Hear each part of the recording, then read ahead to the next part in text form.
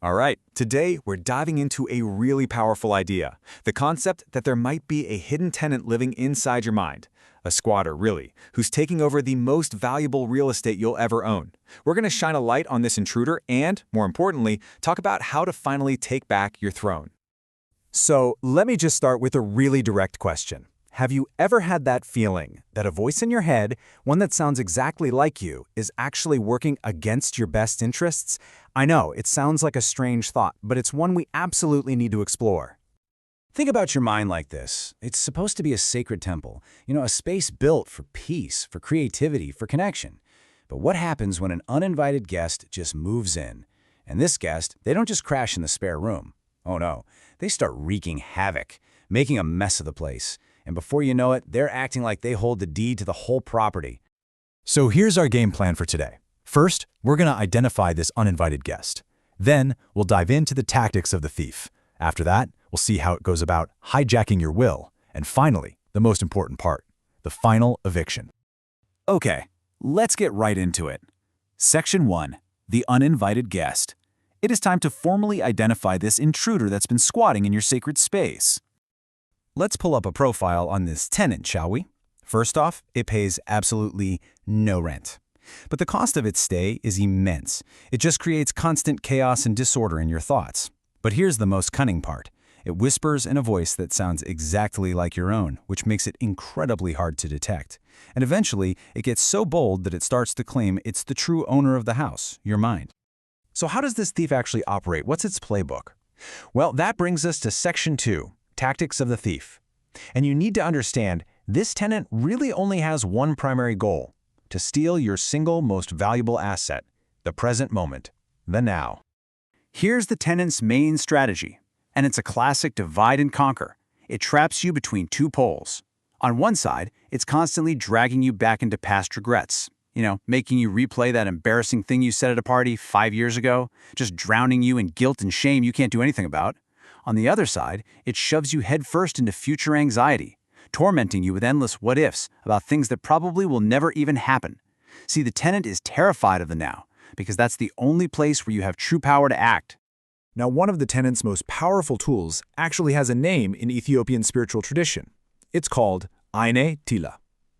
The best way to think of it is as a spiritual veil, or a filter, that it places over your perception of reality. And this filter distorts everything.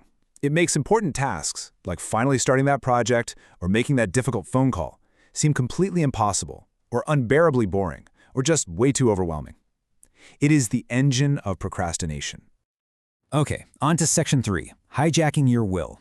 And this is where the tenant's game gets truly insidious, because we're moving past simple distraction now and into the realm of outright deception. The tenant's greatest, most dangerous trick is making you believe that its destructive thoughts are actually your own. Let me tell you a quick story to show you what I mean. Imagine a man named Cain is holding a precious glass vase. It was the last gift his mother ever gave him. And then, all of a sudden, a quiet little thought just pops into his head. Drop the vase. It doesn't sound like a command. It just feels like a random, bizarre impulse he's having. But watch what happens next. Immediately, the tenant supplies what sounds like a logical reason to justify that impulse. The thought continues, it's just dusty. You'll feel so much better if you just break it and get it over with. Do you see what just happened there? The tenant laundered a completely destructive urge by dressing it up in the language of logic, making it seem like a rational decision. So the vase shatters. Cain is immediately filled with regret, asking himself, why in the world did I do that? And the tenant, ever the manipulator, is right there with a brand new after-the-fact rationalization. It whispers, you broke it because it reminded you of your sadness. It completely covers its own tracks by giving you a poetic, noble-sounding, but completely false reason for the destructive act it just orchestrated. And this all leads to a really profound point from the philosopher Arthur Schopenhauer, who said, "Man can do what he wills, but he cannot will what he wills." You see, the tenant's ultimate power isn't in forcing you to act. It's much cleverer. It's in making you want to. It plants the desire for anger, for procrastination, for an addiction, and then you use your own free will to chase it. You're operating on a borrowed will. So, how do we fight back against this? How do we get our own will back? Well, that brings us to our final section, the final eviction. We're going to lay out a 4-step spiritual and psychological plan to reclaim your mental home for good. Okay, here is your official eviction notice. Step 1.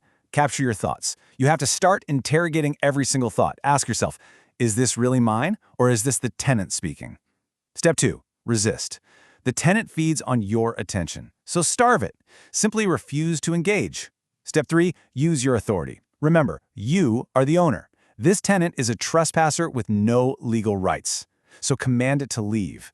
And finally, step 4. Cleanse the house. Use spiritual discipline, prayer, meditation, whatever works for you, to make your mind a place of light, a space where this kind of darkness just cannot survive. If you take away only one thing, let it be this. The tenant's absolute greatest weakness is being identified. The very moment you realize that the negative, anxious, destructive voice in your head is not you, that it is a separate entity, its power just dissolves. That awareness is the light that makes all the shadows disappear. So let's end with this. Once you've served that eviction notice, once you've cleaned house, and once you've reclaimed your throne, the real work begins. The space is finally yours again. And so the question is no longer about how to fight the intruder. The question becomes, now that the house is yours, what will you build?